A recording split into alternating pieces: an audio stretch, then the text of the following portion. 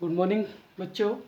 आज हम कक्षा 11वीं का फर्स्ट चैप्टर जीव जगत का अध्ययन करेंगे और जीव जगत में हम पढ़ेंगे जीव क्या है, जीव जगत में विविधता क्यों होती है, क्या कारण है और विविधता किसे कहते हैं।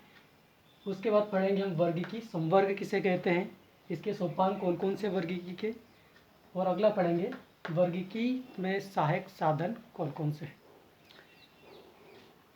हम जब शुरुआत करते हैं जीव जगत की तो सबसे पहला प्रश्न आता है जीव क्या है। पिछली कक्षा में आपने सजीव और निर्जीव के बारे में चर्चा की होगी कि सजीव किसे कहते हैं और निर्जीव किसे कहते हैं। आज हम चर्चा करते हैं सजीव के बारे में। जो पिछली कक्षा में पढ़ा था उससे थोड़ा सा और हम एक्सप्लेन करने का प्रयास करते हैं कि सजीव किसे कहा जाता है, सजीव या जीव। जब हम जीव की चर्चा करते हैं तो हमारे सामने इसके मुख्य स्पष्ट लक्षण दृष्टिगोचर होते हैं कि जीव में कौन कौन से लक्षण होना चाहिए, हम किसको सजीव बोलेंगे। उन लक्षणों के आधार पर हम निर्धारित करेंगे कि यह सजीव है या निर्जीव है। तो स्पष्ट लक्षण हमारे सामने होना चाहिए। सबसे पहला लक्षण होता है वृद्धि, जो हमको दृष्टिगोचर होता है वृद्धि, जो सजीवों का लक्षण हो सकता है, इसके ऊपर हम चर्चा करते हैं। दूसरा होता है जनन, दूसरा लक्षण है जनन। क्या जनन सजीवों का एक अभिलक्षण हो सकता है? क्या जनन सजीवों को निर्जीव से अलग करने का प्रयास करता है? इसको हम समझेंगे। तीसरा हम देखेंगे पर्यावरण के प्रति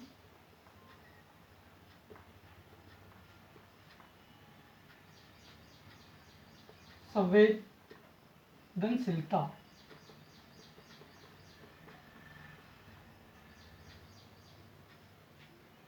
कि जो जीव है उसका पर्यावरण के प्रति संवेदनशीलता है कि नहीं, इसको हम देखेंगे। तो ये तीन हमारे सामने आए हैं, वृद्धि, जनन, पर्यावरण के प्रति संवेदनशीलता। एक पॉइंट और लेते हैं हम, वो है उपापचयी क्रियाएं।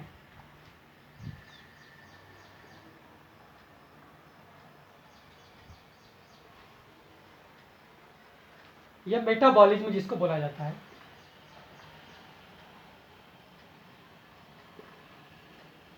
इन आधार पर हम देखेंगे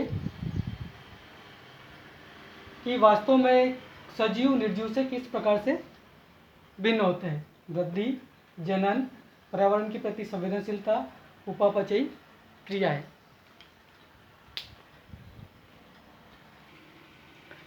पहला लक्षण है जीवों में वृद्धि। तो वृद्धि को क्या हम सजीवों का अभिलक्षण मान सकते हैं? आपने देखा होगा कि प्रत्येक जीव अपनी कोशिका विभाजन के द्वारा वृद्धि करता है, चाहे वो प्रोकैरियोट्स हो चाहे वो यूकैरियोट्स हो, या एक कोशिकीय हो या बहुकोशिकीय हो, सभी जीव कोशिका विभाजन के द्वारा वृद्धि करते हैं। पौधों के अंदर यह वृद्धि निरंतर चलती रहती है और जीवों में यह वृद्धि, या हम जंतुओं में यह वृद्धि कुछ निश्चित अंतराल तक रहती है, उसके बाद ये वृद्धि बंद हो जाती है। तो क्या हम वृद्धि को सजीवों का एक अभिलक्षण मान सकते हैं? क्या निर्जीवों में वृद्धि होती है? हम देखेंगे कि रेत के टीले बनते बिगड़ते हैं, पहाड़ों की ऊंचाई भी बढ़ती रहती है, ग्लेशियर भी बढ़ते रहते हैं, मतलब उनमें भी वृद्धि हमको दिखाई देती है। तो हम किस प्रकार से इसको डिफ्रेंशिएट करें कि ये सजीवों की वृद्धि है और ये निर्जीवों में वृद्धि है। हमने देखा कि जो निर्जीव वस्तुएं होती है यदि उनमें वृद्धि हमको देखने को मिलेगी, यदि किसी रेत के टीले में वृद्धि हो रही है तो उसकी सतह पर रेत के कणों के जमा होने के कारण वृद्धि हो रही है। ग्लेशियर के ऊपर बर्फ ऊपर की ओर जमने से वृद्धि हो रही है, पहाड़ों पर भी मिट्टी जमने से वृद्धि हो रही है, मतलब उसकी बाह्य सतह पर कणों के इकट्ठा होने से जो वृद्धि हो रही है वो हमको दिखाई दे रही है। लेकिन जंतुओं में या जीवों में ये वृद्धि जो होती है वो कोशिका विभाजन के कारण होती है, और ये आंतरिक होती है, न कि बाह्य होती है।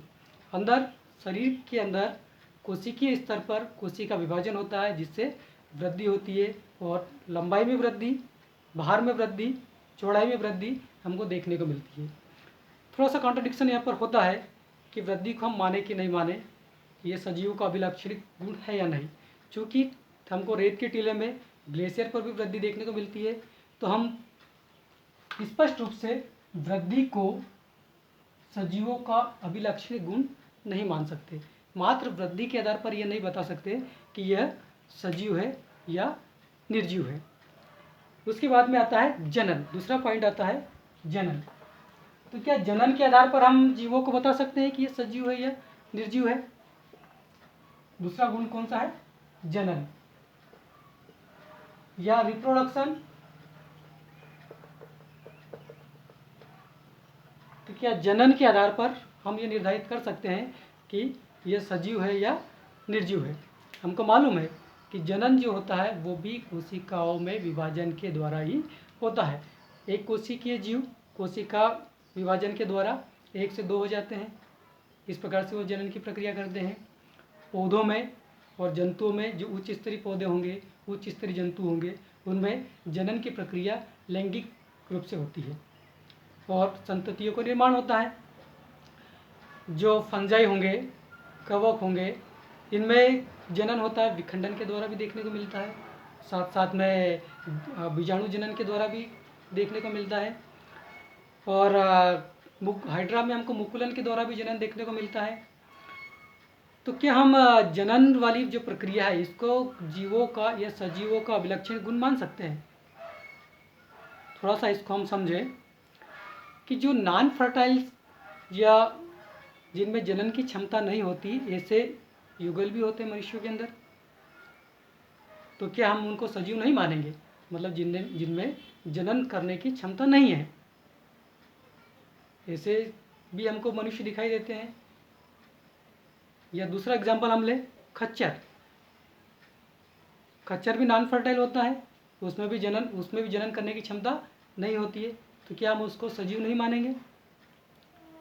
हम मधुमक्खियों में देखें, जो वर्कर मधुमक्खियाँ होती है, स्टेराइल होती है, उनमें भी जनन की क्षमता नहीं होती है। तो इस आधार पर देखा जाए, अनफर्टाइल ह्यूमन बीइंग, खच्चर या हनी बी, जो वर्कर हनी बी है, उनको हम समझे तो ये नहीं बता सकते कि जनन सजीव का एक अभिलक्षण गुण हो सकता है, क्योंकि जो हमको सजीव दिखाई दे रहे हैं उनके अंदर भी जनन हमको देखने को नहीं मिलता। बहुत सारे एग्जाम्पल हमको देखने को मिल जाएंगे। तो हम एक बता दें कि जो जनन करता है वो सजीव है, ऐसा कहना यहाँ पर थोड़ा सा गलत होगा। तो जनन करना भी सजीवों का एक अभिलक्षणिक गुण नहीं हो सकता। तीसरा हमारा आता है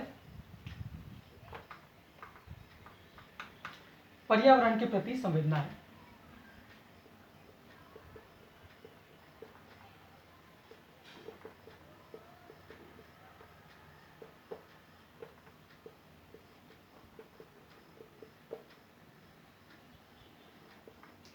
पर्यावरण के प्रति संवेदनशीलता या रिस्पॉन्स, क्या ये वाला जो पॉइंट है, इस आधार पर हम सजीवों और निर्जीवों को डिफ्रेंशिएट कर सकते हैं? क्या ये सजीवों का अभिलक्षणिक गुण हो सकता है? हमने देखा होगा, चाहे सूक्ष्म जीव हो, माइक्रो ऑर्गेनिज्म हो, यूकैरियोट्स, प्रोकैरियोट्स, या फिर प्लांट्स हो या एनिमल्स हो, सभी अपने पर्यावरण के साथ में अनुक्रिया करते हैं।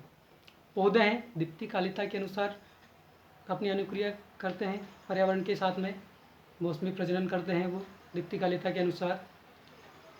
साथ ही जो सूक्ष्म जीव हैं वो भी प्रकाश की उपस्थिति और अनुपस्थिति के द्वारा अपने आप को अपना व्यवहार प्रदर्शित करते हैं।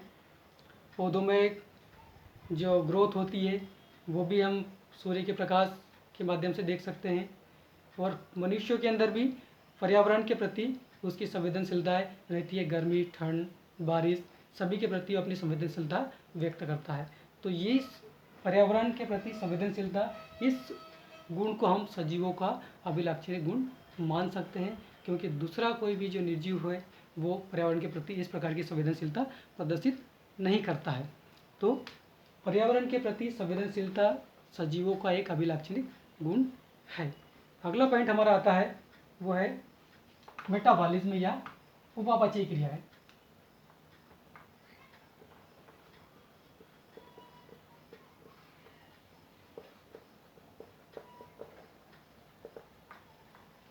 मेटाबॉलिज्म या उपापचय की क्रियाएं। जीवों का दूसरा सबसे जो लक्षण है उपापचयन है। सभी जीव रसायनों से मिलकर बने होते हैं और ये रसायन छोटे बड़े अलग अलग प्रकार के होते हैं और ये मिलकर जैव अणुओं का निर्माण करते हैं। इन रसायनों के माध्यम से जैव अणुओं का निर्माण किया जाता है और प्रत्येक जीवों में हजारों प्रकार की मेटाबॉलिक एक्टिविटी चलती रहती है, उपापचयी क्रियाएं चलती रहती है। चाहे वो श्वसन के दौरान हो, चाहे वो उत्सर्जन के दौरान हो, चाहे वो पाचन के दौरान हो, सभी प्रकार की क्रियाएं शरीर के अंदर कोशिकीय स्तर पर चलती रहती है। तो इस प्रकार से हम उपापचयी क्रियाओं को सजीवों का एक अभिलाक्षणिक गुण मान सकते हैं। क्या ये उपापचयी क्रियाएं कोशिका से इतर बाहर भी हो सकती है? हम यदि इनको इन विट्रो या किसी पात्र में इन क्रियाओं को करवाने का प्रयास करें तो क्या ये क्रियाएं होती है? हाँ सॉरी, ये क्रियाएं इन विट्रो भी होती है, पर उनको वहाँ पर हम जैव क्रियाएं नहीं कहते हैं। यदि हम शरीर से बाहर, कोशिका से बाहर इन उपापचयी या मेटाबॉलिक क्रियाओं को करवाते हैं तो इसको हम जैव क्रियाएं नहीं कहते हैं। इसलिए उपापचयी क्रियाएं भी सजीवों का एक अभिलाक्षणिक गुण होती है। इस प्रकार से हमने चार पॉइंट देखे हैं जो जीवों के अभिलाक्षणिक गुण हैं। उसमें देखा था कि है कि नहीं। पहला देखा हमने वृद्धि, दूसरा जनन, तीसरा पर्यावरण के प्रति संवेदनशीलता और चौथा हमने देखा है उपापचयी क्रियाएं। ये चार बिंदुओं में से हम दो बिंदुओं को निश्चित रूप से बता सकते हैं कि ये सजीवों का अभिलाक्षणिक गुण है। सबसे पहला हमने जो पॉइंट देखा था वृद्धि, उसमें हमने देखा है कि निर्जीवों के अंदर भी वृद्धि हमको देखने को मिलती है, लेकिन वो ऊपरी सतह पर कणों के या पदार्थों के जमा होने के कारण हो रही है।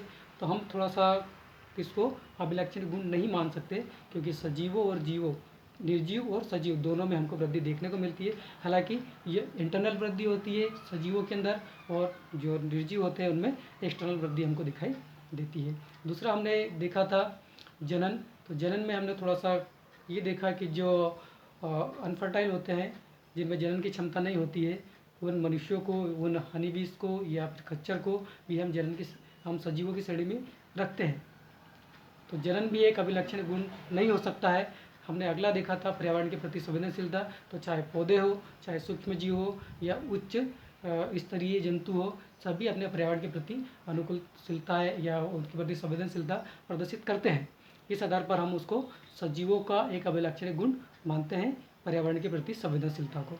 अगला हमने जो देखा है वो उपापचयी क्रिया है। जो मेटाबॉलिक एक्टिविटी होती है वो सिर्फ और सिर्फ जीवित शरीर के अंदर, जीवित कोशिकाओं के अंदर ही संपन्न होती है।